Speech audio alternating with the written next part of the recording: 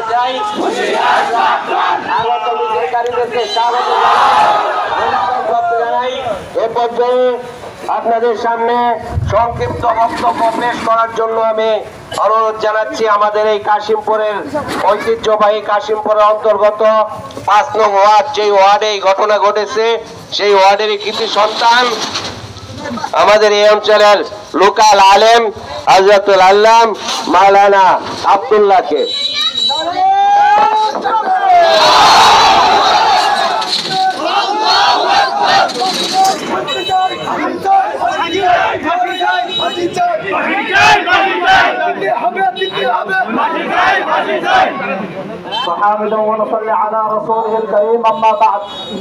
ভূমিকা ছাড়াই বলতে হয় ২৪-এর গণ অভ্যুত্থানের পর গোটা বাংলাদেশের মধ্যে যে সমস্ত প্রশাসনিক থানা অক্ষত ছিল তার মধ্যে একটি হচ্ছে আমাদের কাশিমপুর থানা। সবাইকে জেনে রাখা উচিত, প্রশাসনকে জেনে রাখা উচিত, যাদের কারণে আপনাদের কাশিমপুরে প্রশাসনিক থানা নিরাপদ ছিল। আপনারা যদি আমাদের এই কাশিমপুরের মধ্যে ন্যায় বিচার, ইনসাফ, শান্তি যদি প্রতিষ্ঠা করতে না পারেন, তাদের হাতে আপনাদের এই থানা কিন্তু অনিরাপদ হয়ে যাবে। আমরা গণ অভ্যুত্থানের পর দেখতে পেয়েছি, এই কথা অস্বীকার করার কোনো সুযোগ নেই। গণ অভ্যুত্থানের আগে আপনারা কাশিমপুর থানার প্রশাসন নির্দিষ্ট একটি দলের দালালি করেছেন। আমরা গণ অভ্যুত্থানে আমরা আশাবাদী ছিলাম আপনারা কাশিমপুর থানার প্রশাসন অন্ততপক্ষে কোনো রাজনৈতিক দলের দালালি করবেন না, কিন্তু আমরা প্রত্যক্ষদর্শী, আমরা দেখেছি আপনারা গণ অভ্যুত্থানের পরেও নির্দিষ্ট একটি দলের নেতাকর্মী আলাল দালালদের উপর দালালি করছেন।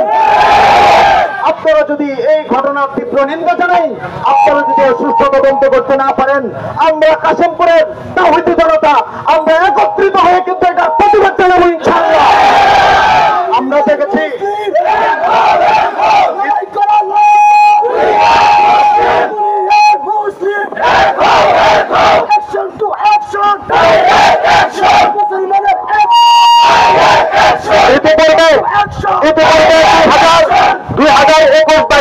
আমরা দেখেছি কুমিল্লার একটি ঘটনাকে কেন্দ্র করে আমাদের কাশিমপুর থানার মূর্তি ভাঙা হয়েছিল।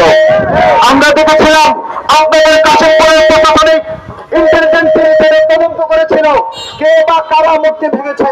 আমরা দেখেছি আপনাদের ইন্টেলিজেন্স টিম তারা তদন্ত করে নির্দিষ্ট একটি দলকে, নির্দিষ্ট দাড়ি টুপির একটি দল দৌড়িয়েছিল, তারা তাদেরকে হত্যা করেছিল।